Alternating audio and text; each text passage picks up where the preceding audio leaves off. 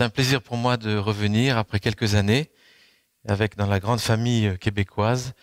Sachez que je racontais qu'il y a 2 semaines, on a eu notre séminaire qui a rassemblé la trentaine d'écoles chrétiennes de Suisse, France, Belgique. Et pendant le culte qui terminait ce séminaire, j'ai eu à cœur de présenter ce voyage, ce que j'allais faire, qu'on puisse prier. Et puis à un moment, j'ai vraiment été très ému. J'ai pu continuer ma phrase. Et toute l'assemblée s'est levée et a prié pour le Québec. C'était impressionnant. Et j'aimerais vous transmettre les salutations de la francophonie européenne. Et sachez que je crois vraiment qu'on est appelés vraiment à travailler ensemble, à se servir les uns les autres, et en particulier dans ce grand projet qui est sur le cœur de Dieu, de ces écoles chrétiennes. Alors, déjà en tant que parent, je suis honoré d'être au milieu de vous, les parents qui ont eu une vision pour leur enfant, et ça me touche toujours. Je n'ai jamais remis de ça, des parents qui vont à contre-courant, qui investissent, qui ont vu quelque chose. Vous savez, il y a ce passage dans Hébreux, chapitre 11, lorsqu'il est dit « Les parents de Moïse ont vu que leur enfant était beau. Et c'est pourquoi ils n'ont pas craint l'ordre du roi. » Et c'est parce qu'on a vu quelque chose. On a vu quelque chose chez nos enfants. C'est un peu comme le marchand qui a vu une pierre précieuse dans un champ, me dit la Bible. Et il voit cette pierre précieuse. Et alors il vend tout ce qu'il a pour acheter ce champ et cette pierre précieuse. En fait, l'éducation chrétienne, c'est avoir vu une pierre précieuse. Et on l'a vu chez nos enfants. Et à cause de cela, on est prêt à investir. Et le marchand, il y a gagné en vendant tout, pour investir dans son enfant. Alors aujourd'hui, j'aimerais partager le sujet, l'école, lieu de transmission de quelle sagesse. Et j'aimerais dire que le but, en fait, de l'instruction dans la tradition juive et chrétienne, ça se résume par ce mot de sagesse, transmission de sagesse. Alors pas n'importe laquelle, et c'est par ce biais-là qu'on va ensemble poser un fondement ce soir du pourquoi la nécessité d'une école chrétienne. Et vous allez voir que ça n'a rien à voir avec la volonté de repli sur soi, une volonté un peu communautariste, ou alors la crainte d'un monde cruel et méchant qui ferait que on met nos enfants dans des petites bulles sympathiques, des petits cocons où on va pouvoir les câliner. Ça n'a rien à voir avec ça. Et si c'est ça, c'est pas grave, mais j'aimerais donner une vision biblique, un fondement biblique au pourquoi ces écoles. Et mon cœur, ça serait ce soir que vos cœurs de parents, pour vos enfants, puissent s'élargir et commencer à concevoir que peut-être le cœur de Dieu, c'est aussi pour les enfants. Et avec mon épouse, quand on a commencé l'école, c'était pour nos enfants. Et plus on a avancé, plus le cœur s'est élargi. Et Dieu, c'est comme si Dieu nous disait, c'est pour les enfants. Alors peut-être il y a eu 1 école, 2 écoles, 3 écoles, et ça continue. En fait, Dieu veut toucher une génération. Et en tant que cœur de parents, il commence toujours par nos enfants. Mais il ne veut pas s'arrêter là. Alors, lieu de transmission de sagesse, dans Proverbe 2, vous avez ce fameux livre, les livres de sagesse, et le livre des Proverbes, c'est vraiment le livre à méditer pour les écoles, les enseignants. Mon fils, si tu reçois mes paroles, si tu gardes avec toi mes préceptes, Proverbe 2, 1, 6, si tu rends ton oreille attentive à la sagesse, si tu inclines ton cœur à l'intelligence, si tu appelles la sagesse, si tu élèves ta voix vers l'intelligence, si tu la cherches comme l'argent, si tu la poursuis comme un trésor, alors tu comprendras la crainte de l'Éternel. Et tu trouveras la connaissance de Dieu, car l'Éternel donne la sagesse, et de sa bouche sortent la connaissance et l'intelligence. Alors bien sûr, quand on parle d'école, on parle d'intelligence, formation de l'intelligence, développement des connaissances. Et tout d'un coup, là, on a un texte parmi d'autres qui nous donne un cadre. Et regardez les premiers mots. Mon fils, si tu reçois mes paroles. Bibliquement, l'instruction est une affaire de famille. L'instruction, l'enseignement, l'éducation, c'est une affaire de famille. Vous savez, rien que le mot français, éducation, vous savez qu'il est tiré des Écritures. Il est tiré de l'évangile de Jean. au chapitre 10. Lorsque dans la version latine, il est dit, le bon berger, il conduit ses brebis, il les conduit hors d'eux. En latin, c'est éduquit, éducation. C'est né dans la parabole du bon berger. Et Jésus est le premier intéressé. C'est lui, au fond, qui veut conduire hors d'eux, qui veut conduire à lui une génération. Et il utilise pour ça les parents que nous sommes, qui ne sommes pas propriétaires de nos enfants, mais un peu des enfants que Dieu nous a confiés et que lui veut conduire. Alors, cette sagesse, vous voyez, il y a une sorte de prix. Il est dit incliner son cœur. Il est dit l'appeler, cette sagesse. Il est dit, c'est ce père qui parle à un fils. C'est quoi une école chrétienne? C'est une école où le père parle à nos enfants. Et en fait, il utilise des hommes, des femmes, mais c'est le père qui veut enseigner. C'est tellement important pour lui que même Jésus, il a relayé ce message en donnant le plus grand message, le plus important, avant de monter au ciel. Toute autorité m'a été donnée dans le ciel, sur la terre. Allez, faites des nations des disciples, enseignez-les. Rien que ça vous montre le cœur de Dieu pour l'enseignement. Alors il y a des tas de gens qui disent, mais enseigner, c'est enseigner la Bible, c'est pas enseigner tout le reste. Comme si la Bible, comme si cette parole de Dieu n'était que pertinente pour un petit domaine de la vie, le petit domaine cultuel, le petit domaine religieux, de la prière, l'évangélisation. Mais la parole de Dieu, elle est pertinente pour tous les domaines. La parole de Dieu, notre Seigneur est le Seigneur du cosmos. Et il voudrait nous enseigner sur sa création à lui. La sagesse de Dieu, c'est ça, c'est un père qui parle à son fils. Et donc, le cadre d'une éducation, c'est un cadre familial. C'est la grande famille. Ce n'est pas forcément le papa, la maman, c'est la famille de Dieu. Et pendant 1800 années, l'éducation chrétienne a été l'affaire de la famille de Dieu. Et on l'a dit ce matin au pasteur, il y a un moment, il y a quelques originaux, quelques philosophes qui ont dit « les parents sont inaptes ». Ce n'est pas à eux d'enseigner, c'est à la nation d'enseigner. Jean-Jacques Rousseau et plein d'autres. Pour la première fois dans l'histoire, on dit c'est pas aux parents, c'est pas à l'Église, c'est à l'État. Alors heureusement que l'État s'occupe d'éducation, hein, je ne dis pas, mais du coup, on a pensé que c'était normal. Et cette philosophie-là est venue partout, elle a rien de sage. Et Dieu nous dit, mon fils, si tu reçois mes paroles, si tu gardes mes préceptes, si tu rends ton oreille attentive à la sagesse, etc., il est dit, tu vas connaître, tu vas comprendre la crainte de l'Éternel, si tu la poursuis comme un trésor. Il y a une recherche, il y a une quête, il y a un approfondissement. En fait, la sagesse est tellement valorisée dans la Bible, elle est tellement riche, que c'est pour ça que c'est le but de toute éducation. On peut apprendre pendant des années et ne jamais être sage, selon Dieu. Et donc, c'est ce qu'on veut un peu partager. On vit dans un monde aujourd'hui, un conflit de sagesse absolument inimaginable. Déjà dans les Écritures, on le voit ce conflit. Hein. La sagesse des Grecs, la sagesse hébraïque. L'apôtre Paul, quand il arrive à Athènes, à Corinthe, il y a des conflits de sagesse. Et j'aimerais vous dire que ça continue. En fait, les systèmes francophones d'éducation sont basés sur des philosophies grecques. C'est-à-dire les diplômes mis en avant, le caractère, on s'en fout. L'intérieur, c'est pas grave. Ce qu'on veut, c'est développer des capacités, etc. Or, Dieu, il veut développer tout en même temps. Et la sagesse hébraïque, qui va beaucoup regarder sur le cœur, sur le caractère, et en même temps sur les connaissances. Elle est beaucoup plus globale. Mais les Grecs, eux, ils ont réduit. Et ils ont dit, il faut que ce soit des spécialistes qui enseignent. Il n'y a plus du tout la notion de père et de mère.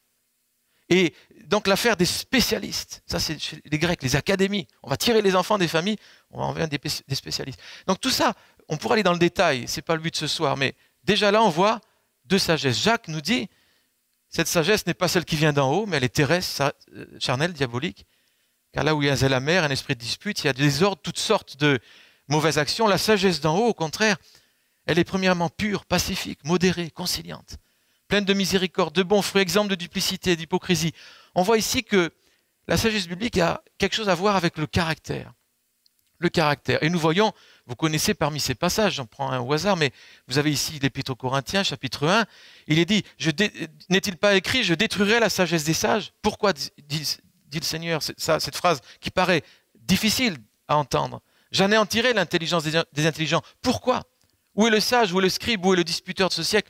Dieu n'a-t-il pas convaincu de folie la sagesse du monde? Car puisque le monde, avec toute sa sagesse, n'a pas connu Dieu, dans la sagesse de Dieu, il a plu à Dieu de sauver les croyants par la folie de la prédication. Donc, le salut, c'est la prédication, la folie de la prédication. Quand on parle d'éducation, on parle de beaucoup plus que le salut. Quand on parle d'éducation, on parle de faire des disciples, de transmettre une sagesse, de bâtir sur le fondement de Christ pour aller beaucoup plus loin que simplement une génération de sauvés. Et donc, la sagesse que Dieu veut nous transmettre, elle s'oppose directement avec une sagesse du monde qui pose comme principe, surtout dans les pays francophones, en France par exemple, qui pose comme premier principe, Dieu n'existe pas. On n'a pas besoin de la révélation. Et ça, c'est encore une nouveauté. J'aimerais vous, en tant que parents chrétiens, sachez-le, ça fait que depuis 2 siècles, un peu plus, qu'on nous a dit, écoutez, la science n'a rien à voir avec la foi. Il faut qu'absolument que ces histoires de Bible et de Dieu, il faut en arrêter. D'un côté, il y a le monde de la science, de la connaissance, et de l'autre, il y a le monde de la foi. Et il ne faut surtout pas mélanger le tout. Au moment où je vous parle, il y a des écoles en Suisse qui sont sous le feu des médias, des projecteurs, parce qu'ils disent qu'il y a un Dieu créateur. Et ils le disent en cours de biologie. Et ça choque tout le monde. On dit quoi au XXIe siècle? Croire en un Dieu créateur dans un cours de biologie, mettez ça dans un cours de religion. Tant que c'est enseigné dans l'église, aucun problème. Tant que c'est enseigné dans les cours de Bible, aucun problème. Et quand on commence à dire, on croit que le Dieu, notre Dieu qu'on sert, est aussi le Dieu de la science, et que la science, c'est l'intelligence de ce que Dieu a fait, alors là, mes amis, ça commence à choquer. La pensée unique est ébranlée. Donc, nous avons vraiment 2 sagesses. Le monde, dans sa sagesse, n'a pas connu Dieu, et tout système d'éducation qui évince Dieu, créateur, Dieu sage, etc., ne transmet plus aucune sagesse. Et en tant qu'école chrétienne, vous allez voir, on veut transmettre une sagesse. Vos enfants sont ici et ils reçoivent quelque chose de différent, capital, différent. Se vantant d'être sages, dit la parole, ils sont devenus fous. Qu'est-ce que c'est le fou dans la Bible? Ce n'est pas celui qui est à l'hôpital psychiatrique, par exemple. Le fou dans la Bible, c'est celui qui dit il n'y a pas de Dieu. C'est la définition biblique. Il n'y a pas de Dieu, c'est un fou. Dites-moi, où est l'autorité pour enseigner? Et ce matin, on rappelait une chose. Moi, en tant que parent, je suis père de 4 enfants, 4 petits-enfants. Je peux vous assurer, il y a une colère parfois qui monte en moi. Je veux dire, quand on ne sait pas d'où on vient, quand on ne sait pas où on va, quand on ne sait pas ce qu'on fait sur cette terre, quelle autorité a-t-on pour enseigner? Le peuple de Dieu sait d'où il vient, c'est qui il est, c'est où il va. Il a reçu une sagesse qui vient d'en haut. Il a une autorité pour enseigner. Le mot autorité, hop, réfléchissons un peu. Il y a le mot auteur dedans. Comment pouvons-nous avoir une autorité dans l'enseignement quand on commence par évincer l'auteur? L'Épître aux Romains, là, d'où est sorti ce verset, elle nous dit, la création, c'est les choses visibles qui reflètent les invisibles. Et les hommes ont refusé de reconnaître l'invisible. Alors la Bible me dit, ils ont eu leur pensée obscurcie. Et ils sont devenus errants. Ils ont erré. Ils ont commencé à adorer l'homme, et puis l'image de l'homme, et les images sur terre. Etc. Ils ont adoré la création. C'est ça le problème. Donc vous voyez, ça commence par, j'évince le rapport, le lien entre le visible et l'invisible. Toute école, toute université apprend la création.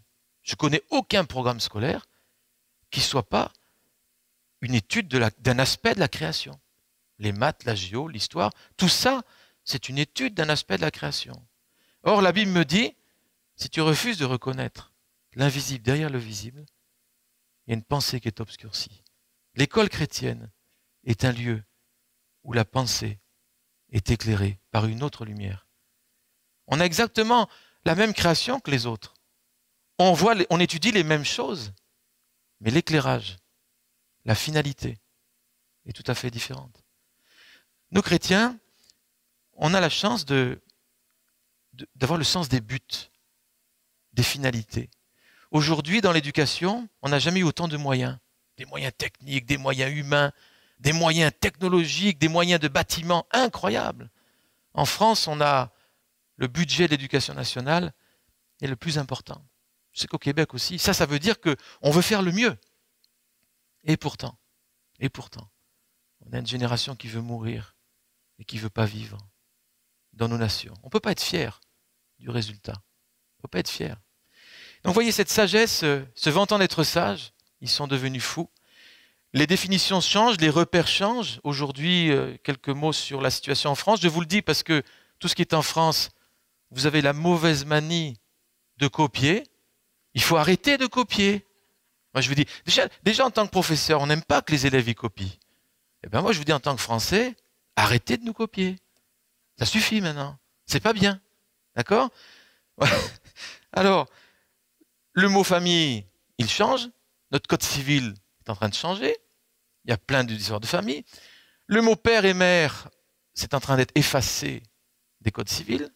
Parce que le père, c'est pas forcément une père biologique, il peut y avoir deux pères, deux mères, etc. Donc on ne sait plus très bien où on en est. Dans le monde éducatif, on en parlait, le mot université est en train d'être haï, parce qu'il véhicule une vision chrétienne, l'unité dans la diversité, ça vient du Moyen-Âge. Rien que le mot y gêne aujourd'hui. Et les grandes têtes là, de recteurs d'université nous disent, il faut appeler ça les multiversités. On n'a plus que les mots qui véhiculent quelque chose de biblique, les mots sont en train de gêner. Et le Seigneur nous regarde et nous dit jusqu'à quand?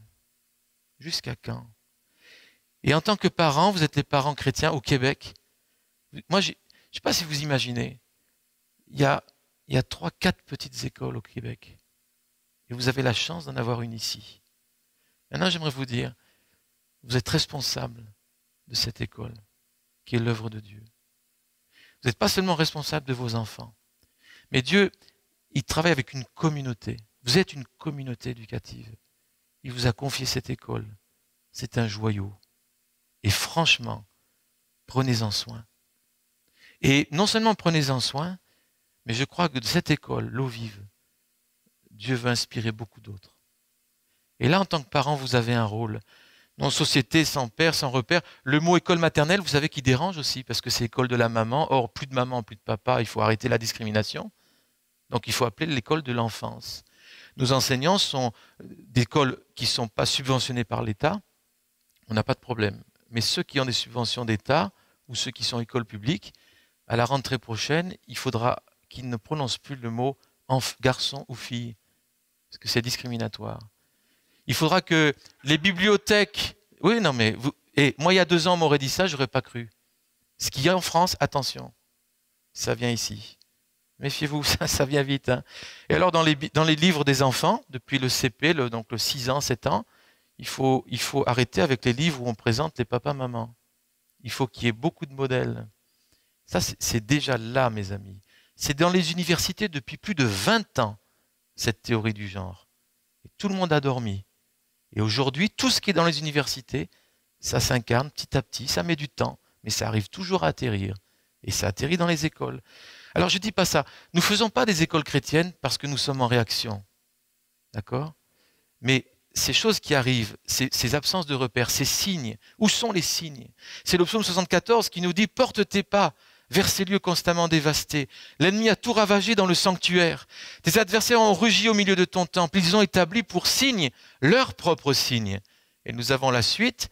Ils ont mis le feu à ton sanctuaire, ils ont abattu. Ils ont profané la demeure de ton nom. Ils disaient en leur cœur, traitons-les tous avec violence. Ils ont brûlé dans le pays tous les lieux saints. Et nous ne voyons plus nos signes. Il n'y a plus de prophètes. Personne parmi nous qui sache jusqu'à quand. Donc chacun fait un peu ce qui lui semble bon. Il n'y a plus de prophètes. L'Église, un des rôles de l'Église, la communauté chrétienne, c'est d'être prophétique. Être prophétique, c'est-à-dire dénoncer l'injustice, mais aussi annoncer, être un signe pour ce monde. J'ai cité aux enfants encore tout à l'heure, je suis grand-père aujourd'hui, donc j'ai le droit de me répéter. C'est ça qui est super. On radote pas, on répète, c'est pas pareil. Voilà.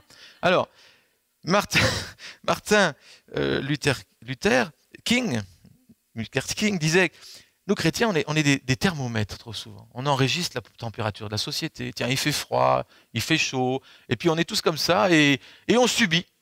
Et c'est comme ça. On dit c'est comme ça. Martin Luther King disait, il faut arrêter maintenant. On est appelé à des thermostats. Il faut réguler la température de la société. Martin Luther King disait, on est des suiveurs de culture. Alors quant à l'éducation, pas de Dieu, on ne veut pas de révélation, tout ça, on est là, on suit. Martin Luther King disait, il faut être des initiateurs de culture. Et le premier mandat que Dieu nous a donné en tant que chrétiens, mes amis, pas seulement en tant qu'Église, mais en tant que peuple de Dieu, ça s'appelle le mandat culturel. Dans la Genèse, le mandat culturel, c'est cultive ton jardin, d'où le mot culture en français. Et Dieu dit, hé, je t'ai demandé de dominer cette terre, c'est-à-dire de donner les justes définitions, de la voir comme moi je la vois. Occupe-toi de la culture. Vous savez, je crois vraiment du fond de mon cœur que si l'Église en francophonie a tellement de mal à toucher la culture, c'est parce qu'on ne peut pas toucher la culture si on ne cultive pas nos élèves avec une autre sagesse, avec une culture du royaume. C'est pas possible. C'est pas possible. Comment voulez-vous avoir des artistes, des romanciers, des hommes d'État, des économistes, avec une vision chrétienne du monde, si pendant 18 ans à 20 ans, ils n'ont pas été baignés dans cette vision du monde? Tout à l'heure, on disait avec les pasteurs, la Bible est très claire. Quand elle dit « tu veux être sage ?» Ok, eh bien fréquente les sages. C'est quoi une école chrétienne? C'est une école où il y a des sages. C'est qui un sage? C'est quelqu'un qui craint Dieu. C'est quelqu'un dont le Christ habite dans son cœur et sa vie. Ça ne lui donne pas toutes les compétences, on est bien d'accord. Mais un enseignant qui a les compétences et qui a le Christ en plus avec, ça change tout. Ça change tout. Donc fréquenter les sages, c'est devenir sage. En France, j'entends beaucoup, même des leaders, qui me disent « Non, Luc, il faut fréquenter, il faut que nos enfants se frottent à la réalité. » Alors là, j'aime bien la réalité. C'est quoi la réalité, mes amis? Est-ce que c'est ces chaises, cette table, c'est ce monde? La réalité, c'est ce qui est durable, ce qui est éternel, ce qui est vrai.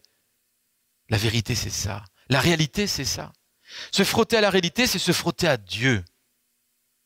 Et ça forme un enfant. Et ça le prépare plus que n'importe qui. Donc, vous voyez, les signes. Un peu, j'ai cette image du bateau de Acte 27. Ça me parle depuis un an, j'ai vraiment cette image. C'est comme le bateau de Paul, les gens perdaient l'espérance parce qu'il n'y avait plus de repères. Autrefois, pour se diriger, il fallait voir les étoiles, le soleil. Et sans ça, on ne savait pas comment conduire un navire. Et aujourd'hui, on a perdu les signes. Et l'école, elle flotte. L'école francophone, mais même dans beaucoup de pays du monde, elle flotte. On ne sait pas où on va aller. Et de réforme en réforme, on est dans une tempête. On est ballotté et on ne sait plus où aller. Et je crois que là, dans les projets de France, juste quelques petits trucs pour vous montrer voilà, ce qui risque d'arriver. M. Payon nous dit, voilà, le but de la morale laïque, c'est d'arracher l'élève à tous les déterminismes familial, ethnique, social, intellectuel. Permettre à chaque élève de s'émanciper. Le but de l'école républicaine a toujours été de produire un individu libre. Libre de quoi? De toute religion. Parce que la religion, ça enferme, ça emprisonne, ça empêche de penser. Ça, c'est la pensée dominante aujourd'hui. Et donc, ministre de la Justice, il dit, voilà, dans nos valeurs, l'éducation vise à arracher les enfants aux déterminismes sociaux, religieux et faire des citoyens libres. Projet de refondation de l'école. Tiens. Est-ce que vous savez, 1 Corinthiens 3, la Bible dit, il y a un fondement, c'est Jésus-Christ. Il y a un fondement. Et en fait, on cherche dans nos nations à refonder l'école, parce qu'on se rend compte qu'il n'y a pas de fondement. Et nous, ça fait 25 ans qu'on dit il y a un fondement, et on veut bâtir sur ce fondement. Sur non seulement notre vie, mais l'éducation et tous les domaines même. On veut les penser, les revoir avec ce fondement. On ne veut pas bâtir sur du sable. Et vous, parents, qui investissez ici, je peux vous assurer, vous contribuez à bâtir sur du roc. Et ça va durer. Ça va durer tout le temps. Ce que vos enfants ont reçu ici, quel que soit leur choix, quelles que soient les bizarreries de l'adolescence, ça marque. Il y a un proverbe juif qui dit « Enseigner un enfant, c'est graver sur de la pierre. Enseigner un vieillard, c'est essayer d'écrire sur du sable. » Alors, c'est pas gentil pour les vieillards. Bon. Enfin voilà. En tout cas, il y a cette vision de graver, voyez, de graver, que ça marque, ça reste. Voilà, alors les théories du genre, voilà, éducation à l'égalité de genre, mission d'école élémentaire dès l'âge de 6 ans, afin de substituer à des catégories comme le sexe, le concept de genre, qui montre que les différences entre les hommes et les femmes ne sont pas fondées par la nature, mais sont historiquement construites. et socialement reproduite. Imaginez une maman, elle vient d'avoir un bébé, vous êtes à l'hôpital, vous dites « Oh, le beau bébé, c'est un garçon ou une fille ?» Et la maman vous répond « Ah, on ne sait pas encore, c'est lui qui décidera plus tard. » C'était... Non, mais alors le récent rapport là nous dit qu'il faut lutter contre les stéréotypes du genre dès le plus jeune âge. Il faut déconstruire l'idéologie de la complémentarité homme-femme pour tendre vers une société égalitaire. Vous savez ce que ça s'appelle comment ça? Ça s'appelle le marxisme. Vous savez comment ça s'appelle un État qui prétend enseigner nos enfants? Pas seulement instruire, mais enseigner. Ça s'appelle le totalitarisme. Et nous avons ces philosophies qui viennent là assez fort. J'ai discuté à table, j'étais au Parlement de Bruxelles il y a un mois avec des responsables de réseaux d'écoles chrétiennes et des hommes politiques chrétiens européens, des pays de Hollande, Roumanie, des pays de l'Est. Et nous discutions au niveau de la liberté religieuse et liberté d'éducation. Il y a une dame de Roumanie, spécialiste du droit international, qui nous a dit « Mais vous savez, là, tout ça, là. » Elle a dit « Ça s'appelle le marxisme. C'est-à-dire l'égalitarisme total, enlever les différences. » Elle dit « Nous, on a connu ça. Et ça revient dans l'Ouest. Ça ne revient pas au niveau économique, mais ça revient dans l'éducation. Dans l'éducation. Et donc, je pense qu'il est temps, en tant que chrétien, et vous l'avez fait, il faut le faire encore, de prendre nos responsabilités. Bon, les changements de définition, on en a parlé tout à l'heure, hein, voilà, raconter aux histoires aux enfants, où il y a 2 papas, 2 mamans, etc. Ça, c'est qu'un exemple, les plus gros, de ce qui arrive. Donc, on voit bien qu'il y a 2 sagesses, 2 visions de l'homme, 2 visions du monde, absolument incompatibles. Et l'école est un lieu où l'on transmet une vision du monde. L'école est un lieu où l'on transmet on transmet toujours plus que des connaissances. On transmet des valeurs, on transmet ce qu'on est, tout simplement. Et c'est pour ça que la neutralité n'est pas possible. Parce qu'on transmet ce qu'on est. Si on est incrédule, on transmet l'incrédulité, qu'on le veuille ou non. Et c'est pour ça qu'un chrétien qui a la crainte de Dieu, qui a l'amour de Dieu, qui se sent fils de Dieu, fille de Dieu, il va transmettre ce qu'il est. Il va transmettre ce qu'il est. En tant que chrétien, nous avons plein d'espérance. Je ne sais pas vous, mais je crois que c'est juste. Moi, j'ai de l'espérance pour le Québec, pour la France. Dieu est grand et Dieu agit. Et si les ténèbres augmentent, je peux vous assurer que la lumière augmente aussi. Et je peux vous assurer, je sais qui c'est qui va gagner. D'accord? Donc, on a plein d'espérance. Eh bien, si on a de l'espérance, on est bien plus apte que n'importe qui pour éduquer. Comment veut-on enseigner, éduquer, quand on n'a plus d'espérance? Nous avons de l'espérance. Et dans nos nations, ce n'est pas seulement 1 ou 2, 3 écoles qu'il faut. Il faut des milliers d'écoles. Il faut que l'Église se lève et qu'elle enseigne les nations, au lieu de laisser les nations enseigner l'Église. Parce que c'est ce qui se fait dans la pratique, quand tous nos enfants, pendant 18 ans par an, dans leur vie, 18 ans, 20 ans parfois d'études, reçoivent une éducation humaniste, relativiste, athée, matérialiste. C'est ça qui se passe dans la pratique. Alors d'un côté, moi je te parle en tant que pasteur là. D'un côté, on parle, on dit, allez, faites des nations des disciples, go. Et pendant qu'on parle, on a une génération d'enfants chrétiens, jour après jour, enseignés avec une sagesse qui s'oppose directement à l'évangile. C'est pour ça qu'on n'y arrive pas.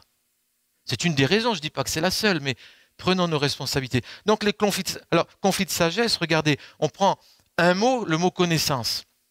Alors, vision séculière, la connaissance, c'est d'abord une accumulation d'informations, mais la vision biblique, la connaissance, c'est bien plus que ça, bien sûr. Et la connaissance, ça demande une connaissance active. Dès que je connais quelque chose, j'ai une réponse à donner à ce que je connais, voyez. La connaissance sans amour. Aujourd'hui, la société séculière ne voit absolument, mais alors absolument pas, le rapport qu'il y a entre connaître et aimer. C'est 2 mondes différents. Il ne faut pas mélanger les mondes. Bibliquement, on ne peut pas séparer la connaissance de l'amour. On ne peut pas séparer. La première fois que ce mot est employé, c'est quand Abraham connut sa femme. C'est les relations dans le cadre du mariage, c'est la connaissance intime. Et cette connaissance, elle se passe dans le cadre d'une alliance. Tiens. La connaissance se passe dans le cadre d'une alliance du mariage. Tiens, je ne peux pas connaître Dieu en dehors de l'alliance de Dieu. On est d'accord? Il faut que Dieu se révèle à moi pour le connaître. On est tous d'accord là-dessus. Mais c'est exactement la même chose pour connaître le monde. On ne peut pas le connaître véritablement sans Dieu. Il y a un professeur d'université, au XIIIe siècle, Saint Bonaventure, il disait ceci: je ne peux rien connaître véritablement sans la présence du Christ. Oh, oh, oh. Ça nous, aujourd'hui, on se dit, mais attends, mais c'est ça la vision biblique. Et dans le mot connaissance, en français, ce que j'aime beaucoup, c'est qu'il y a le mot naissance. Une vraie connaissance amène une naissance de quelque chose. Connaître et amour, voilà. Connaître soi-même, connaître les autres. Qu'il y a loin de la connaissance de Dieu à l'aimer, souvent la connaissance dans le sens séculier du terme. Voilà. Et la connaissance est impersonnelle, selon la vision séculière. Mais la connaissance, elle est toujours personnelle. Connaître sur Dieu, c'est pas connaître Dieu. Il y a toujours quelque chose de personnel dans la connaissance. La connaissance n'a pas besoin de cadre dans la vie séculière, elle s'acquiert dans le cadre de l'alliance. Mon fils reçoit l'instruction. En fait, les enfants ne sont pas faits pour recevoir l'instruction en dehors du climat de famille et d'un discours du Père, de Dieu le Père, Dieu Mère aussi, mais qui parle au travers de ses enfants. C'est de l'affection. En fait, c'est de l'affection. En fait, pour apprendre, il faut un climat d'affection. Et comment vous pouvez le donner, ce climat, si vous ne l'avez pas reçu? Comment un enseignant, dans le monde aujourd'hui, peut transmettre ça s'il n'a pas entendu un jour le Père lui dire « Tu es mon fils, j'ai mis en toi mon affection ». On ne peut pas transmettre ce qu'on n'a pas donné, reçu. Donc voilà. Donc la connaissance vient des sens, de la raison, de l'intuition, de l'autorité pour la vision séculière. Et ça, c'est vrai. Mais on rajoute en tant que chrétien, elle vient aussi de la révélation. La connaissance n'a pas forcément d'application pratique, je peux être très théorique. La vision biblique, la connaissance, c'est d'abord une application pratique. Voyez. La connaissance n'engage pas ma responsabilité, la connaissance engage ma responsabilité d'un point de vue biblique. Donc voyez, c'est juste quelques flashs, on pourrait voir plein de domaines de la vie et démontrer que vraiment, il y a deux oppositions, deux sagesses différentes. Alors, dans cette absence de signes, dans ce monde de l'éducation en particulier, dans ce ballottage, dans on ne sait pas où on va, eh bien, Dieu, comme toujours, a toujours envoyé un signe. Emmanuel, rappelez-vous, c'est souvent à Noël, on emploie ça, Ésaïe 7, c'est pourquoi le Seigneur lui-même vous donnera un signe. Voici, la jeune fille deviendra enceinte, elle enfantera un fils et elle lui donnera le nom d'Emmanuel, Dieu avec nous, un signe. Moi, un jour, j'étais interpellé par le mot enseignant en français. Tiens. Le mot enseignant, enseigne, porteur de signes. Oh, est-ce que c'est possible? J'ai vérifié.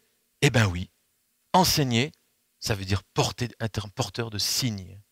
Être une enseigne, montrer une direction. Et aujourd'hui, on veut enseigner, vie séculière, il n'y a pas de direction. On ne sait pas où on va, on ne sait pas d'où vient, il n'y a plus de signes. Daniel a dit, le prophète Daniel, ceux qui auront enseigné la justice brilleront comme des étoiles dans la nuit. Aujourd'hui, il y a besoin d'une génération de milliers d'enseignants pour briller comme des étoiles et être des véritables signes pour la génération qui est là. Donc ensuite, Christ, notre sagesse, 1 Corinthiens 1,30, c'est par lui que vous êtes en Jésus-Christ, lequel de par Dieu a été fait pour nous sagesse, justice, sanctification, rédemption. Qu'est-ce que j'aime ce verset. Ça, c'est mon verset fétiche. Alors, moi, longtemps, en tant que pasteur, moi, j'ai toujours mis l'accent sur la rédemption. Et bien sûr, sans ça, il n'y a rien.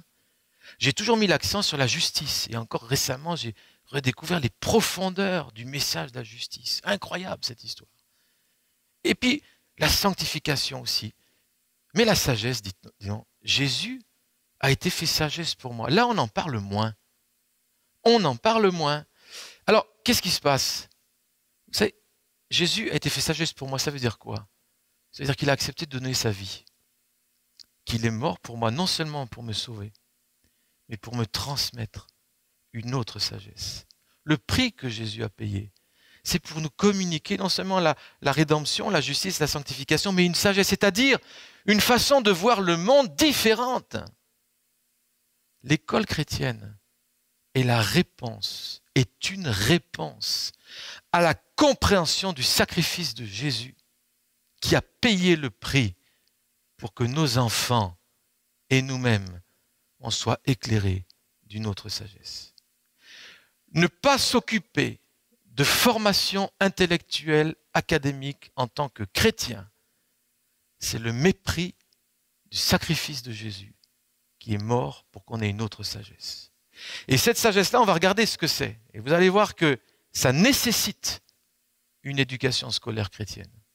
On ne peut pas parler de sagesse biblique et de transmission de sagesse sans qu'il y ait une formation intellectuelle et académique selon une vision biblique du monde. Ce n'est pas possible.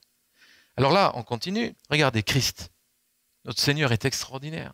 Regardez, en théologie, Jésus-Christ est la plénitude de la divinité.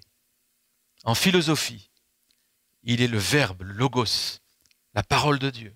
Il est la sagesse, aimer la sagesse. C'est lui qui a été fait sagesse. En éthique, Christ est la lumière. En biologie, Christ est la vie. En psychologie, Christ est le sauveur. En sociologie, Christ est le Fils. D'ailleurs, cette notion de Fils, cette notion de transmission d'identité, c'est un des cœurs de l'école chrétienne. En fait, dès la Genèse, on voit que Dieu reproduit selon l'espèce. Et ça revient. En fait, il reproduit son image et chaque chose qu'il a créée vivante se reproduit selon son espèce. Dieu voudrait reproduire son image au travers de gens qui lui ressemblent. Il n'y a pas d'autre méthode. Il n'y en a pas d'autre. Et il veut que tous les enfants se sachent fils et filles de Dieu. Et ça, mes amis, c'est quelque chose de tellement fort dans l'identité que ça les prépare plus que tout à affronter la vie. Parce qu'ils l'affrontent en tant que fils et filles. Ça prend du temps. Ce n'est pas une imposition des mains. Moi, je suis pasteur d'une église, j'aimerais tellement qu'une petite imposition des mains et puis ça y est, le caractère de Christ qui est là, imaginez, formidable. Ou alors, petite imposition des mains et ça y est, l'identité, elle est impeccable, elle est là. Le problème, c'est que ça prend du temps.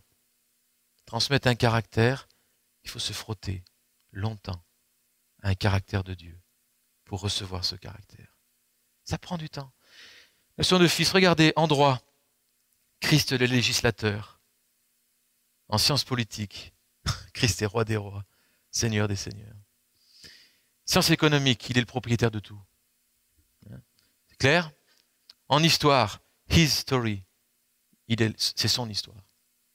Et je peux vous assurer que Dieu, imaginez, on enseigne l'histoire sans lui. Il n'y a pas de Dieu. L'histoire, c'est des hasards. Et c'est quoi cette vision? Et quand un enfant, il baigne là-dedans, il va se dire, moi aussi je suis un hasard. Ce que je peux faire ou pas faire. Mais un enfant qui grandit, il apprend les mêmes choses qu'ailleurs. Mais il sait que Dieu est le Dieu de l'histoire. Du coup, il conclut, moi aussi alors je ne suis pas un accident. Je peux faire quelque chose dans l'histoire. Je peux marquer l'histoire. Cette vision biblique de l'histoire n'a rien à voir avec la vision séculière de l'histoire. Donc l'école chrétienne, c'est un lieu où on enseigne les mêmes choses qu'ailleurs, sauf que l'éclairage, l'orientation, tout ça c'est différent. Et en éducation, Christ est le seul maître. Oh, ça c'est gênant, ça. Ça c'est gênant. Est-ce que vraiment il y a un seul maître? Eh oui, il n'y en a qu'un. Je racontais ce matin au pasteur un texte de Saint-Augustin qui m'a beaucoup plu. Il parle de l'école. Dans son livre, il a écrit un livre qui s'appelle Le Maître. Et il dit que dans une école, dans une salle de classe, il n'y a pas un maître et des élèves, il y a un seul maître, c'est le Christ. Un grand élève, c'est l'enseignant. Et des petits élèves, c'est les élèves. C'est quoi une école chrétienne? C'est une école où le Christ enseigne au travers de ses enfants. C'est lui qui veut enseigner. C'est lui qui veut parler. Il a des choses à dire sur tous les domaines. Comme les disciples d'Emmaüs, il leur racontait ce qui le concernait dans les Écritures. Eh bien, une école, c'est marcher avec le Christ et il nous raconte ce qui le concerne dans toute la création. Parce que toute la création parle de lui. Les cieux racontent la gloire de Dieu. La création parle de lui. Et aujourd'hui, dans les instituts, dans les écoles, dans les universités, on étudie la création et on ne veut pas de lui. Et comment voulez-vous avoir une juste vision des choses? Colossiens 2, Christ, mystère dans lequel sont cachés tous les trésors de la sagesse et de la science. Wow. Est-ce que c'est vraiment tous? Ben oui, mince alors. Le texte, il est un peu catégorique quand même. Ils sont tous là, les trésors. Alors, mais il est caché. Pourquoi c'est caché? Ah là, quand même, il devrait nous montrer les choses. Il les cache. Eh bien, le Seigneur, c'est un bon prof. Il sait très bien que quand on cherche et qu'on découvre, on va s'approprier bien mieux que si on nous dit tout. Donc, il veut qu'on cherche avec lui. Et tous les trésors de la sagesse et de la science, ils sont en lui.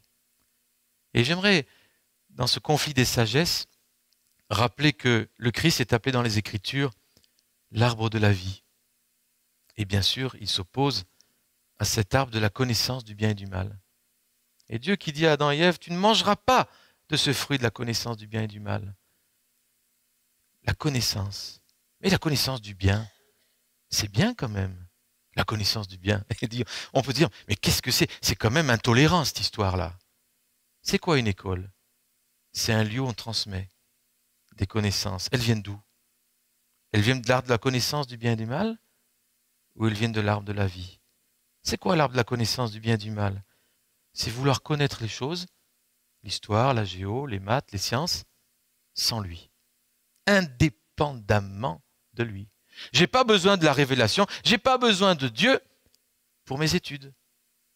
Vous savez qu'en yiddish, c'est le langage des juifs en Allemagne, en yiddish, le mot étudier, c'est le même mot que adorer. Dans la tradition biblique, étudier, c'est adorer. Et Jésus, il a dit, vous m'aimerez de tout votre cœur, de toute votre pensée, de toute votre force.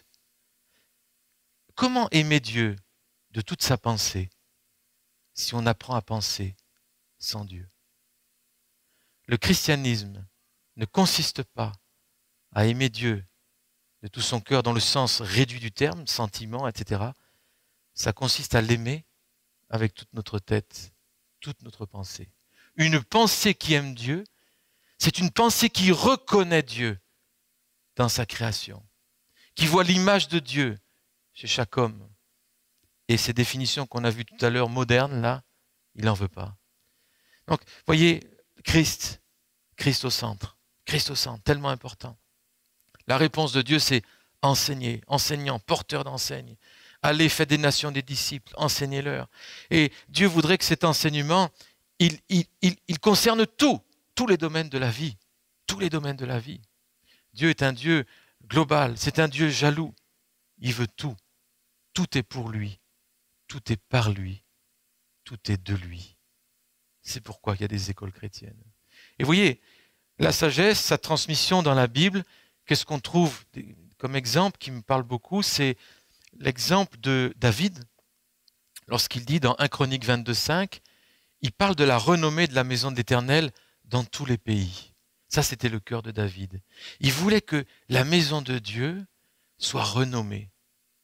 Nous, parents, vous êtes parents ici, membres de la maison de Dieu, est-ce que c'est votre cœur aussi, que cette maison de Dieu ait une renommée? Si c'est votre cœur, vous allez être comme David. Qu'est-ce qu'il fait? Il se tourne vers son fils. Et il dit, mon fils, que l'Éternel soit avec toi, afin que tu prospères, que tu bâtisses la maison de l'Éternel, ton Dieu, comme il l'a déclaré à ton égard. Veuille seulement l'Éternel t'accorder de la sagesse, de l'intelligence, et te faire régner sur Israël dans l'observation de la loi de l'Éternel, ton Dieu. Regarde, le cœur de David, c'est ça. Mon fils, je veux que tu reçoives l'intelligence et la sagesse.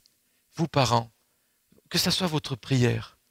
Seigneur, donne à mes enfants de l'intelligence et de la sagesse. Le but, c'est quoi? Afin que tu règnes. Ah, vous allez me dire, mais mon enfant, il n'est pas peut-être un roi quand même. Eh bien oui, ben si. Jésus a dit, vous allez régner avec moi. Et déjà maintenant, le Seigneur voudrait que l'on règne. Le Seigneur n'a-t-il pas dit, je veux que tu domines sur la terre? N'a-t-il pas dit que je veux que tu brilles, que tu sois sel, lumière, que tu donnes le ton, que tu inspires? Et oui. Et donc, nos enfants sont appelés à régner, comme par hasard. la sagesse dans la Bible est comparée à une couronne. Proverbe chapitre 4. Cherche la sagesse, ce sera une couronne sur ta tête. Nos enfants sont appelés pas seulement à être sauvés, pas seulement un vêtement blanc, mais la Bible dit, pour le chrétien, pour l'homme de Dieu, il y a aussi une couronne. Et la couronne de la sagesse. C'est pour ça que David disait à son fils, voilà, que l'Éternel soit avec toi. Pourquoi? Pour que tu sois heureux? Pas seulement. Pour que tu prospères, oui, mais pour que tu bâtisses la maison de l'Éternel. Vos enfants sont appelés comme vous-même, comme nous-mêmes, comme nous tous, à bâtir la maison de l'Éternel. La Bible nous parle dans Éphésiens d'une habitation de Dieu avec des pierres vivantes, que vous êtes, que je suis. Et ces pierres vivantes en forment une habitation de Dieu en esprit. Éphésiens chapitre 2. C'est quoi une salle de classe? C'est une habitation de Dieu. Une salle de classe, c'est une habitation de Dieu. Dieu présent dans la salle de classe. J'ai retrouvé les prières des enfants de la Réforme, par exemple, au XVIe siècle, en France. Ces prières qui demandent à Dieu la sagesse, l'intelligence en début de classe. Les Huguenots, les milliers d'écoles protestantes, la quinzaine d'universités. Le premier mot des réformés, c'était une école pour chaque église. C'était il faut que les enfants soient forts dans la parole de Dieu. C'était on veut en faire des flèches. On veut en faire une génération forte et donc on va l'éduquer dans la parole. Ça, c'est la réforme. Un jour, quelqu'un demande à un professeur d'une académie protestante de Saumur, en France, dans l'Ouest, une université protestante du XVIe siècle. Écoutez ça. Qu'est-ce que c'est enseigner? On lui demande. Vous savez ce qu'il répond? Enseigner, c'est enfanter à Jésus-Christ. Ça, c'est nos racines. Ça, c'est l'histoire de l'Église. Ça, c'est le cœur de Dieu. Et vous voyez, dans la Chronique 22, on voit David qui dit, voilà, il avait un rêve pour son pays. Et donc, c'est devenu un rêve pour son fils. Et on voit le fils qui dit, Seigneur, accorde-moi de la sagesse et de l'intelligence. Vous savez, vous connaissez cette prière, hein? Ça a tellement plu à Dieu. C'est une prière tellement dans le cœur de Dieu qu'il a dit, mais puisque tu n'as pas demandé les richesses et tout ça, moi je vais te donner tout le reste avec. La sagesse donne la prospérité, la renommée et donne de dominer, dans le bon sens du terme, pas les empires, hein, dominer les gens. C'est jamais dominer les gens, mais c'est dominer dans le sens servir avec ses dons. Et Salomon, il a manifesté cette sagesse. On voit la reine de Séba, hein, qui a vu la sagesse de Salomon, la maison qu'il avait bâtie. Ça se voit une sagesse. Ça se voit. On voit cette grandeur. Il dit, mais ta renommée, t'avais une grande renommée, mais là, ce que j'ai vu, ça surpasse tout. Qu'est-ce qu'elle a vu? Et là, maintenant, j'aimerais qu'on voit un des passages étonnants. Le cœur du message de ce soir, peut-être, en tant que parent, pour comprendre ce que c'est cette sagesse. Souvent, on parle, dans le mot français, sagesse, un enfant plein de sagesse est un enfant sage, quoi. C'est un enfant qui écoute, qui est assis, qui est tranquille. Vous voyez, il faut être sage. Mais c'est pas du tout ça, bibliquement. La sagesse de Dieu, c'est beaucoup plus que ça. C'est quoi alors? Regardez. Elle est là, la sagesse de Dieu. La sagesse de Salomon surpassait la sagesse de tous les fils de l'Orient. Toute la sagesse des Égyptiens. Il était plus sage qu'aucun homme, plus qu'Étan, l'Ésaïte, plus qu'Éman, Calcol, Darda, le fils de Macol. Et sa renommée était répandue parmi toutes les nations d'alentour. Il a prononcé 3300 sentences, composé 1005 cantiques. Il a parlé sur les arbres, depuis le cèdre du Liban jusqu'à l'hysope qui sort de la muraille. Il a parlé sur les animaux, les oiseaux, les reptiles, les poissons. Il venait des gens de tous les peuples pour entendre la sagesse de Salomon, de la part de tous les rois de la terre qui avaient entendu parler de sa sagesse. Ça, c'est une expression de la sagesse de Dieu. C'est quoi? C'est un discours sur la création. Mais un discours tellement différent du discours ambiant que les gens me disaient, mais j'ai jamais entendu parler. Et moi, mais qu'est-ce qu'il a parlé sur les arbres pour que ça fasse venir les gens du monde entier? Qu'est-ce qu'il a dit sur les poissons? C'est quoi une école? C'est un lieu où l'on parle sur la création. Une université, c'est quoi? C'est un lieu où l'on parle sur la création. Seulement, quelle sagesse! Et là, on voit cette sagesse de Dieu, ce discours est absolument étonnant. Ils n'avaient jamais entendu parler de ça. Je crois qu'on en est qu'au début de comprendre ce que c'est la sagesse de Dieu. Dieu a un tel discours sur sa création. Je racontais ce matin rapidement au pasteur un texte qui m'a beaucoup frappé. C'est dans le livre de Job. Lorsque Job, déprimé et tout ça, il a ses amis qui essaient de le remonter sans succès, maladroitement. Et comment s'y prend Dieu pour le relever? Vous avez remarqué? Dieu, pendant les 1, 2, 3, 4 chapitres, il lui dit, Job, regarde les montagnes. Job, regarde la mer. Job, regarde les oiseaux. Regarde les hippopotames. Alors attends, aujourd'hui, je ne sais pas moi, vous avez un dépressif à côté de vous, vous n'allez pas lui dire, regarde les hippopotames. Je ne sais pas, on essaie de... Mais Seigneur, mais qu'est-ce que tu fais? Qu'est-ce que tu fais? Et au bout, il continue le Seigneur. Il continue. Et j'imagine Job, il se dit, mais attends, où il va là? Et tout d'un coup, Job, il dit, j'avais entendu parler de toi, mais maintenant je t'ai vu. Où est-ce qu'il l'a vu? Dans la création. Et ça l'a relevé, ça l'a changé. Une génération qui apprend à voir Dieu dans la création, elle a un fondement dans sa vie que personne ne pourra lui ôter. Et c'est quand même étonnant que dans nos nations francophones, je ne parle pas de l'Afrique francophone, l'Afrique francophone est bien plus avancée que nous, dans plein de domaines, parce qu'ils savent qu'ils sont pauvres. Alors ils bâtissent. Nous, on se croit riches. C'est ça le problème. Mais dans toutes les institutions de formation, la notion d'un Dieu créateur est absolument éliminée. Dans l'Apocalypse, il est dit, tu es digne, notre Seigneur et notre Dieu, de recevoir la louange, l'adoration, car tu as créé toutes choses. Apocalypse 4. Et dites-moi, qu'est-ce qu'il veut faire Jésus? Il veut lever des adorateurs. Un adorateur, c'est celui qui reconnaît Dieu. C'est celui dont la connaissance amène la reconnaissance. Et alors, on voit ici que cette adoration, l'ennemi il veut pas. Il veut pas. Qu'est-ce qu'il fait? Il enlève la notion d'un Dieu créateur. De toutes les universités, de toutes les écoles. Pourquoi? Parce qu'il ne veut pas qu'il y ait d'adoration. Il ne veut pas qu'une génération aime Dieu avec sa pensée. Et Martin Luther, le Martin Luther de la Réforme, il disait ceci, écoutez bien, le diable se soucie bien moins de mon esprit, qui lui ravit rien du tout, que de ma plume, qui le met à l'étroit dans son royaume. Autrement dit, la capacité d'une intelligence au service de Dieu fait du dégât dans le camp de l'ennemi, plus que n'importe quoi. Donc il est bien évident que la formation de l'intelligence, l'ennemi fait tout pour que l'Église ne s'en occupe pas. Et même, à la limite, il va dire, écoute, ça le dérange qu'on évangélise, il ne veut pas qu'on évangélise. Hein. Mais, va évangéliser, mais surtout, tu t'occupes pas de la formation. Il faut tout en tant que chrétien. Il faut évangéliser, il faut former aussi. L'Europe, comment elle était acquise à Christ? Évangélisation, implantation d'église, implantation d'école. Et dans l'histoire de l'Église, quand il manque un des trois, ça ne marche pas. Un des trois, ça ne marche pas. Aujourd'hui, il y a peu de vision de formation. Il faut ramener cette vision-là. Donc la sagesse de Dieu, vous voyez, c'est un discours, un autre discours.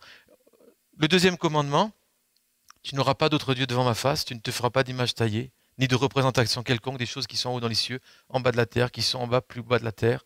Tu ne te prosternes point devant elles, etc. Et je rappelle, vous parents, mais que ça soit pour vous comme une conviction. Peut-être vous avez mis vos enfants ici parce que c'est une bonne école, il y a un climat favorable. Et tout ça, c'est des bonnes raisons. L'école est à côté, moins bonne raison, mais on ne sait jamais. Hein? Tout ça, c'est des raisons, c'est pas mal. Mais les vraies raisons, vous devez les avoir. Parce que l'ennemi fait tout pour vous décourager. Ça coûte cher. Et puis il y a des défis, et puis tout ça. Mais il faut que vous ayez les vraies raisons. Et les vraies raisons, elles sont dans la parole. Et ces vraies raisons, là, il y en a une. Tu ne te feras pas de représentation de ce qui est dans la terre et dans le ciel. Alors on est dans le ciel, on dit d'accord, mais sur la terre, représentation de ce qui est sur la terre, c'est l'école, L'école, elle transmet des représentations de ce qui est sur la terre, des interprétations. Quand notre ministre de l'Éducation dit la famille, c'est pas seulement un papa et une maman, etc., ça peut être deux papas, c'est une fausse représentation de la famille, on est d'accord. Donc ces fausses représentations-là, elles sont enseignées comme des vérités, mais dans tous les domaines de la science. Et Dieu dit, hé, pas de représentation. Tu ne te fais pas de représentation. Alors tu vas me dire, mais comment je dois faire alors? Eh bien, c'est avec ma révélation que je veux que tu comprennes ma création. Tu n'es pas indépendant dans la connaissance. Tu as besoin d'être avec moi. Donc, arrête de te faire des représentations. Et une représentation de Dieu, de ce qui est dans le ciel, excusez-moi, mais quand dans une école, on dit qu'il n'y a pas de Dieu, c'est une représentation du ciel. Fausse. Donc, en fait, l'école, l'université sont des lieux de représentation. Et Dieu dit, deuxième commandement, pas de représentation. Sans compter le premier commandement qui dit, tu n'auras pas d'autre Dieu. Toute pédagogie, tout système d'éducation adore un Dieu. Notre ministre de l'Éducation, encore lui, paix à son âme, je me calme, voilà. On respire. Voilà, je le bénis. Il a dit ceci, il faut créer en France une nouvelle religion, la révolution n'est pas terminée, on va la terminer, on va éradiquer toute forme de christianisme, l'influence du catholicisme sur l'éducation, il faut créer une nouvelle religion dont les temples, je cite le texte, dont les temples seront les écoles, les nouvelles tables de la loi, les principes de la République, et c'est gros quand même, et les hussards, les enseignants, quoi, les transmetteurs de cette nouvelle religion. Eh bien mes amis, ça c'est ce qui est en train de venir, tout simplement. Eh bien moi je lui dis merci. Pourquoi? Parce que pour la première fois depuis qu'il a dit ça, le peuple de Dieu en France est en train de se lever. Des pasteurs qui avaient toujours dit, écoute Luc, c'est bien gentil ton histoire d'école, depuis 25 ans je reviens dessus, et ils disent, bon écoute, il faut un peu arrêter quand même. Et là maintenant, ils me disent, Luc, peut-être que tu avais raison. Oh, le problème c'est qu'on a attendu tellement longtemps, mais c'est pas trop tard. Et en fait l'ennemi fait une œuvre qui le trompe. Il n'y a jamais eu autant de projets d'implantation d'écoles. On est à 18 écoles en France. Cette année, rien que depuis 2-3 mois, 18 projets nouveaux. Un jour, alors je ne sais pas si vous croyez aux visions ou pas, tant pis, je me lance. En 1988, je priais pour les écoles en France et j'ai vu des milliers d'étoiles, comme des points lumineux, qui couvraient la France, qui allaient en Espagne, en Afrique du Nord. Et dans mon cœur, je savais que c'était les écoles. Et puis, je ne vois pas grand-chose jusque-là. Il y a 2 ans, j'étais au Mexique, dans un culte. Pendant que je prêchais, un homme vient me voir. Il dit, écoutez, j'ai une vision.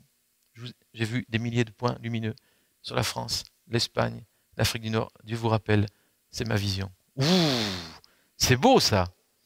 Et vous voyez, maintenant, école de l'eau vive, votre vocation, elle est plus que cette école. J'en suis persuadé. Elle est plus que cette école. La vocation de cette école est d'inspirer le Québec, d'inspirer l'Église pour d'autres écoles. Je suis convaincu que ce lieu est appelé à être fondé d'autres écoles. Peut-être parmi vous, je ne sais pas, voyez, le mandat culturel, on en a parlé, dominer sur les poissons de la mer, etc. Dieu les bénit. Donc, le mandat culturel, c'est ça aussi, cultiver son jardin. Cultiver son jardin. Ne pas manger de l'arbre de la connaissance du bien et du mal. Je vais un peu vite puisqu'on en a déjà parlé. Hein. La sagesse dans la Bible, le lieu de la sagesse, c'est le cœur. C'est le cœur. Tiens. Tous les versets bibliques nous disent, voilà, je te donnerai un cœur sage.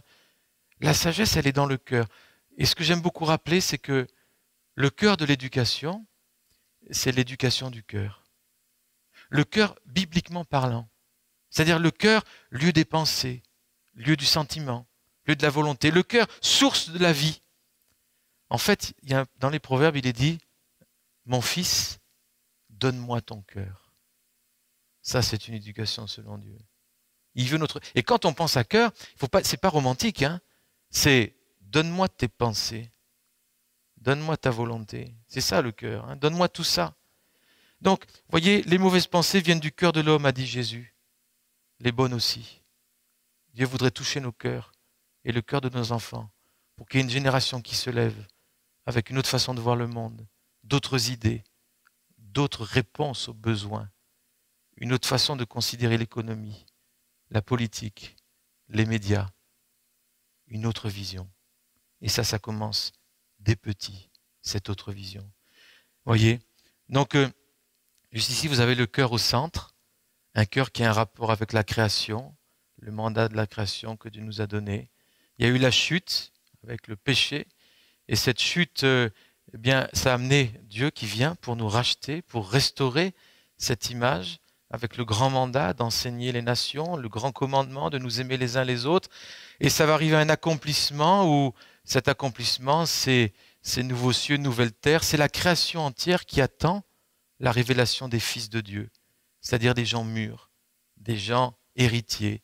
Voyez, voilà. Et toutes les matières scolaires, tout ça, l'interprétation de tous ces domaines, elle vient du cœur de l'homme. C'est le cœur qui interprète, c'est le cœur qui regarde. Quand Jésus a dit « Heureux les cœurs purs, ils verront Dieu », un cœur qui n'est pas pur ne voit pas Dieu dans la création. Dieu voudrait dire « Je veux purifier ton cœur pour que les yeux de ton cœur voient l'histoire, voient la science comme moi je la vois. » Le cœur siège de la volonté, de l'intelligence, de l'affectivité, les cœurs purs. Et là, je ne vais pas prendre toutes les diapositives, mais juste ici dans la Bible, il y a 3 aspects à la sagesse. C'est très clair. Il y a un premier aspect qui est très expérimental, très pratique. En fait, c'est une sagesse manuelle. Dans le tabernacle, Dieu a dit, j'ai donné mon esprit pour qu'il travaille de ses mains. Donc, vraiment, il y a une valorisation du travail manuel dans la Bible. Et si vos enfants ont des dons manuels, c'est l'Esprit de Dieu. C'est un don de Dieu. C'est précieux. En France, très souvent, un enfant qui ne réussit pas à l'école, on dit, bon, eh ben tant pis, il va faire une profession manuelle. C'est vraiment quand ça n'a pas marché. Vous savez d'où ça vient, ça? Ça vient de la philosophie grecque. C'est qui travaillait des mains? Les esclaves. La vision hébraïque n'a rien à voir avec ça. Donc, côté expérimental, pratique. Le mot sagesse, tu acquéras la sagesse afin d'avoir de l'habileté. Proverbe 1, verset 5. L'habileté, c'est le même mot en hébreu que le mot qui dit diriger un navire, conduire un navire. En fait, la sagesse, c'est conduire le navire de sa vie. On a tellement d'hommes, parfois politiques ou autres, ils veulent gouverner le monde, ils n'arrivent pas à gouverner leur vie. Dieu veut lever une génération avec une vraie autorité qui va commencer par gouverner sa vie avec l'aide de Dieu. L'aspect didactique de la sagesse. Dans la Bible, la sagesse, elle se transmet. Elle s'enseigne. Et ça prend du temps. Il y a un contenu. Il y a un contenu systématique. Ça, c'est la sagesse de Dieu. Elle se transmet. Et l'aspect théologique, c'est quoi? C'est que la Bible dit très clairement qu'au fond, la sagesse, il n'y a qu'un seul sage. C'est Dieu. Un jour, dans le livre de Job, il est question, au chapitre 28, de quelqu'un qui cherche la sagesse et l'intelligence. Alors il la cherche sous la mer, il la cherche dans les mines, il la cherche dans la technique, et il ne la trouve pas. Et plusieurs fois, il se dit, mais où est donc la sagesse et l'intelligence? Et à la fin du chapitre, Dieu dit, c'est moi qui en connais le chemin. Elle n'est pas sur la terre des vivants. Imaginez la déception, il l'a cherché partout. Et Dieu dit, elle n'est pas sur la terre des vivants, c'est moi qui la donne. La crainte du Seigneur, c'est le début de la sagesse. L'intelligence, c'est la haine du mal. Oh là là! L'intelligence, la haine du mal. Moi, je croyais que l'intelligence, c'était le coefficient intellectuel. Et Dieu dit, l'intelligence, c'est la haine du mal. Oh là là! Nos définitions, décidément, ne sont pas toujours les mêmes que celles de la Bible. Voyez? Voilà. Alors, je passe voilà. Je termine par la conception des réformateurs. Les réformateurs en France, je pense par exemple à Guillaume Farel. Dans ma région, j'habite en Alsace, près de la frontière suisse et française, à 1 heure de Strasbourg, 20 minutes de Colmar. Ceux qui n'en ont pas vu, il faut voir cette région. Il ne faut pas mourir avant d'avoir vu cette belle région. Voilà. Alors, Guillaume Farel, il est connu comme un grand réformateur, évangéliste, mais un évangéliste comme rarement il y en a eu. Il y a une ville près de chez moi qui s'appelle Montbéliard, et l'histoire me dit qu'à lui tout seul, une prédication sur la place du marché, 80% de la ville s'est donnée au Seigneur. Enfin 80%, la plus grande partie de la ville s'est convertie. Alors vous allez me dire, mais il aurait dû être content. Il n'était pas content. Il a dit, je ne quitte pas ce lieu. Ça c'est pour vous montrer la mentalité. Je ne quitte pas ce lieu tant que je ne suis pas sûr que tous les enfants soient dans des écoles chrétiennes. Et alors, il y a un instituteur, M. Toussaint, qui a capté le message. Il a fait un nouveau programme avec la parole au centre.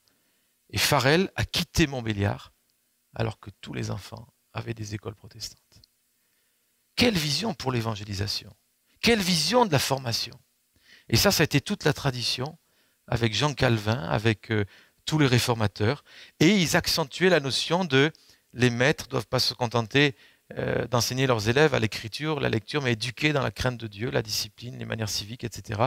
Enseigner avec la crainte de Dieu. Voilà. Et puis une excellente formation académique. Les élèves réformés, ils apprenaient le grec, l'hébreu, lire dans le texte. Et je peux vous assurer. Et quand les écoles ont été fermées par Louis XIV, qu'il y a eu la persécution, les mamans huguenotes apprenaient à leurs enfants à lire et écrire. Est-ce que vous savez que les enfants huguenots savaient lire et écrire à l'âge de 5 ans? Les mamans n'étaient pas allées à l'université. Elles savaient juste lire leur Bible. Aujourd'hui, à 12 ans, ils ont parfois du mal à lire et à écrire. Alors qu'est-ce qu'on dit? On dit, bon, c'est un problème de formation là. Il faut augmenter la formation. Alors, déjà, pour être instituteur, il faut bac plus 5, donc on va rajouter, quoi. Donc on rajoute. Et qu'est-ce qui se passe? Ça ne change rien. Le cœur d'une mère qui enseigne son enfant, ça marche. Pourquoi? L'affection, la confiance, le regard de la mère. Le regard de la mère.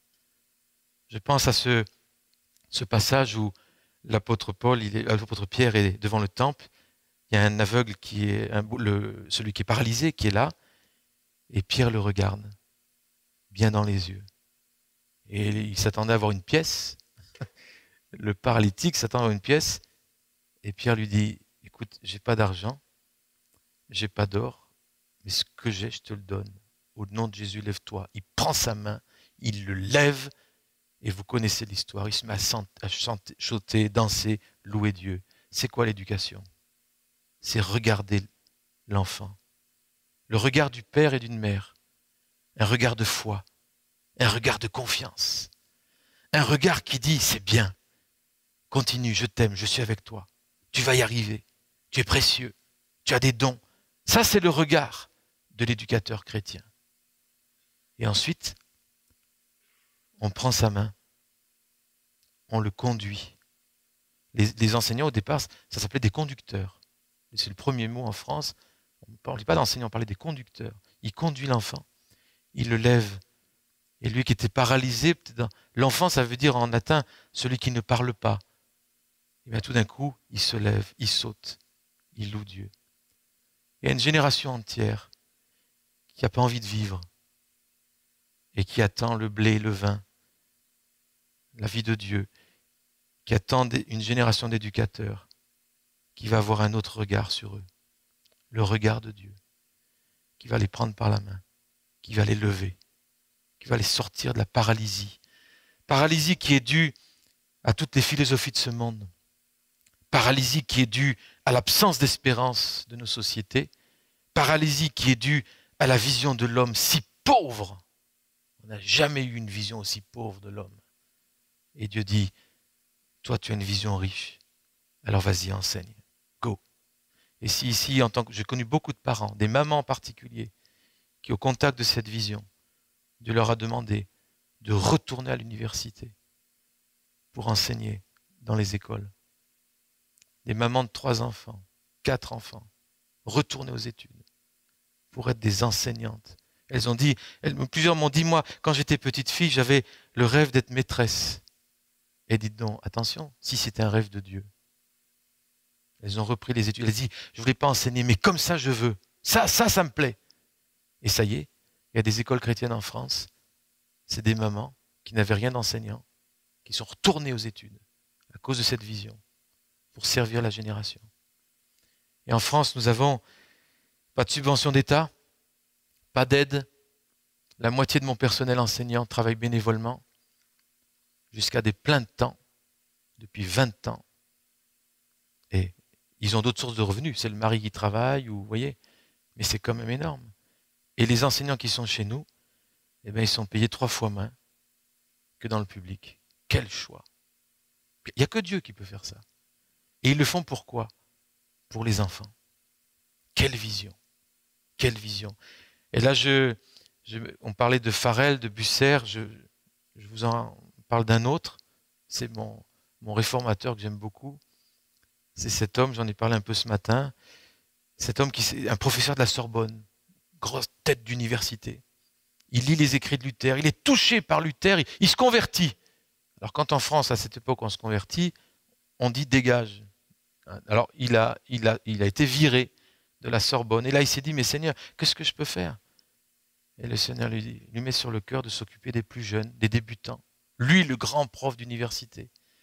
Et dans sa classe, il a eu un jeune garçon qui s'est appelé Jean Calvin. Et ce jeune garçon, j'ai la lettre, il lui a dit, bien des années après, il lui a dit, Monsieur Mathurin-Cordier, ce que j'ai été, c'est à vous que je le dois. Oh là là. Est-ce que vous croyez qu'au Québec, il n'y a pas des petits Jean Calvin qui attendent des Mathurin-Cordier?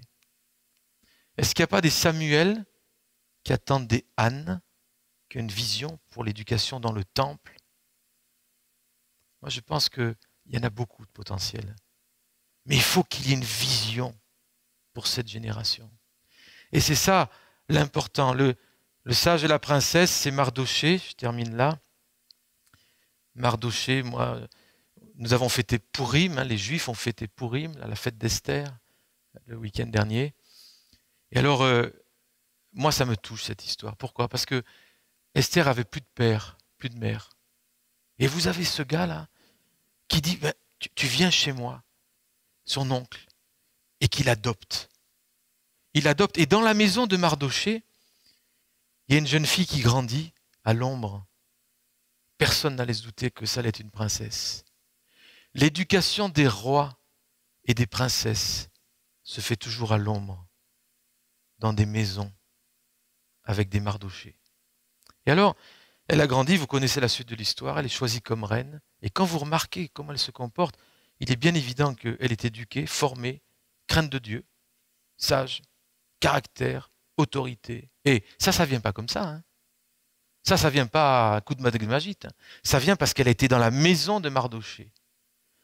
L'Église en francophonie doit retrouver le cœur de Mardoché pour adopter une génération qui n'a plus de père, de repère, de mère, et qui n'a plus d'affection, qui n'a plus de sens à la vie. Adopter une génération qui va se lever et à qui Dieu va mettre une couronne de sagesse pour qu'elle puisse gouverner avec ses dons et apporter quelque chose d'autre dans ce monde. Et je rappelle aussi cette figure de Mardoché qui ne se pliait pas devant les ministres. Et nous, je connais, on se plie tellement devant les écoles publiques en disant bon, on ne peut rien faire d'autre, c'est comme ça. Moi, j'en connais des tas. Je connais des tas dans des pastorales, dans des églises qui disent mais on n'a que faire d'école. Et en fait, on se plie devant des philosophies du monde qui disent pas besoin de Dieu pour enseigner. Et maintenant, il faut se relever, les amis. Nous sommes l'Église du Seigneur. On n'est pas n'importe qui. Nos enfants ont droit à la meilleure éducation. Ils ont droit à une éducation royale. Et pas seulement vos enfants, mais les autres aussi. Et c'est pour ça, ayez une grande vision pour votre école. Ayez une grande vision. Et cette école, elle est dans l'obligation de grandir. Ça va demander des fonds, des finances. Ça va demander, les amis, j'aimerais vous le dire franchement, de casser des tirelires. Parce que ça coûte cher, ça coûte tout. Ça coûte tout. Moi, j'ai rencontré un couple à Sherbrooke. Ils ont démarré une école. Ils ont laissé leur situation. Ils ont pas de salaire tous les deux. Ils ont démarré une école. Ils payent les enseignants et eux, ils ne se payent pas pour que l'école puisse tourner. Ils ont payé eux-mêmes le bus pour l'école. Et ils ont tout donné. Et ces exemples-là, c'est la trempe de Mardoché et d'Esther. La conclusion, c'est Caleb qui dit « Donne-moi cette montagne ». Et cette montagne, il y avait une ville dessus qui s'appelait Kirjath-Sefer, la ville des lettres. La conclusion, c'est ça. J'aimerais vous laisser ça comme image. Pendant des siècles, Dieu a confié le manteau de l'éducation à l'Église, aux parents. Ce manteau, un jour, ce manteau d'onction est tombé par terre. Il a été repris par d'autres. Et l'Église l'a laissé tomber. Il est temps de reprendre ce manteau. L'esprit d'Élie, c'est quoi? Il va ramener quoi? Le cœur des pères vers les enfants et le cœur des enfants vers les pères. Et Jésus a dit que l'esprit d'Élie, c'était celui qui allait rétablir toute chose. Il y a un lien entre le rétablissement d'une nation et des cœurs de pères qui se tournent vers les enfants. C'est impressionnant. Le manteau d'Élie, le manteau d'éducation, est à reprendre par l'Église aujourd'hui. Et vous êtes cette Église, et gloire à Dieu, vous l'avez repris dans ce lieu. Gloire à Dieu. Alors voilà, je ne sais pas, oui, il est temps d'arrêter. Voilà un peu, nous avons vu la sagesse de Dieu, l'école et la sagesse, et j'espère que ça va vous donner plus d'assurance, plus de conviction. Et si un jour il y a un vent contraire qui vient par rapport au financement, au transport, tout ça, rappelez-vous pourquoi vous mettez vos enfants là. Et que ce n'est pas seulement une bonne idée, mais c'est l'idée de Dieu. Amen.